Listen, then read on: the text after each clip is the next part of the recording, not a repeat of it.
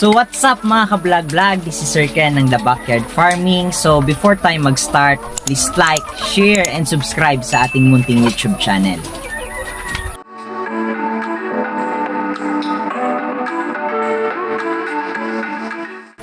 So ngayon mga ka-vlog-vlog, samahan nyo akong magpatuka ng ating mga alagang RTL. At the same time, kung napapansin ninyo, medyo madumi na yung ating poultry house. Almost 2 weeks na akong hindi nakakapag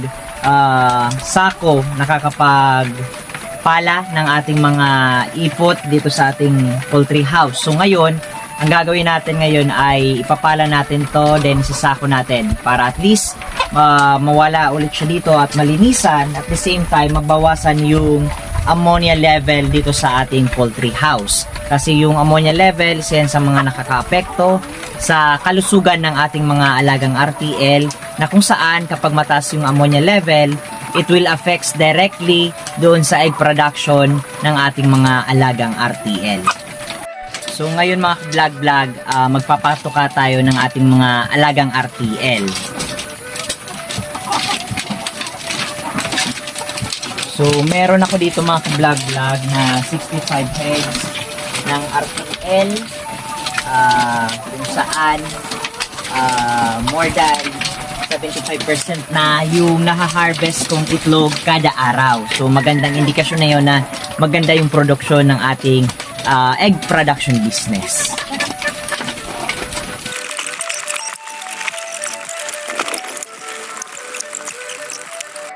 So ngayon mga ka-vlog-vlog, magsasako na tayo ng ating mga ipot dito sa ating poultry house.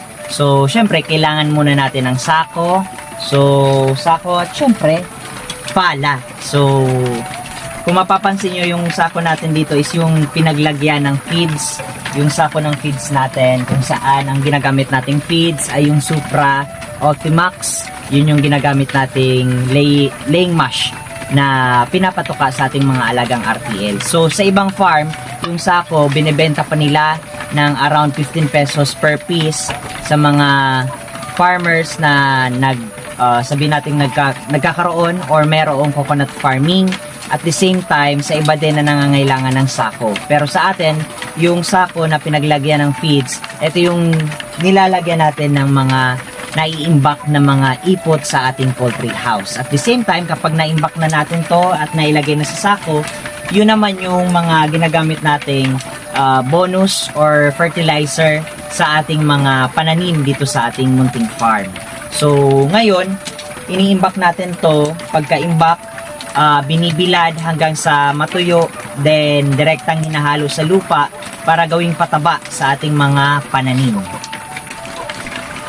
So importante mga ka-vlog-vlog na at least once a week dito sa farm namin ay naisasako namin yung mga ipot para at least gawing pataba. At the same time, importante din kasi mga ka-vlog-vlog na matanggal natin yung mga ipot dito para mabawasan yung ammonia level. Kasi gaya ng sabi ko mga ka-vlog-vlog, talagang kailangan matanggal ito para hindi masyadong makaapekto sa kalusugan ng ating mga alagang RTL.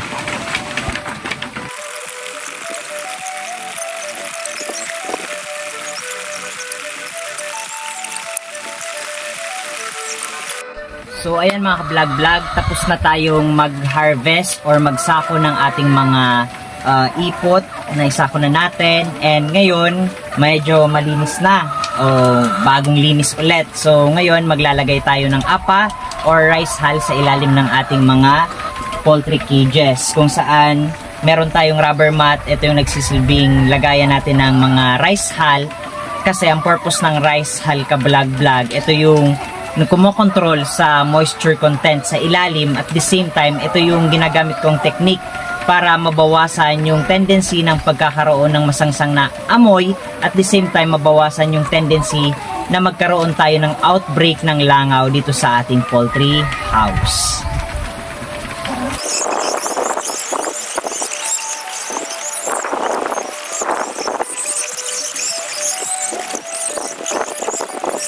Vlog-vlog, meron tayong 3 sako na na-harvest na mga ipot. So kung mapapansin nyo, nagamit pa rin natin mga ka-vlog-vlog yung sako ng ating feeds. So ganyan talaga mga ka-vlog-vlog sa pag-aalaga ng mga manok para sa ating egg production business. Medyo may amoy pero fulfilling naman kapag nalinisan mo. At the same time, ma-maintain mo lang yung cleanliness. Medyo mahirap, nakakapagod kasi lalo na ako, hands-on ako dito sa egg production business ko mga ka-vlog-vlog. Talagang gumigising ako ng madaling araw para at least check sila tsaka bigyan ng patuka.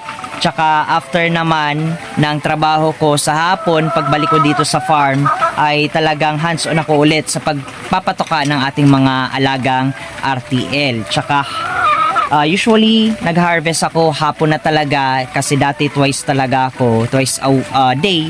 Ngayon once a day na lang. Tapos syempre as owner, ako din yung in charge sa lahat hanggang sa pagbenta ng ating mga itlog sa ating mga customers. Kaya maraming salamat sa lahat ng sumusuporta sa The Backyard Farming.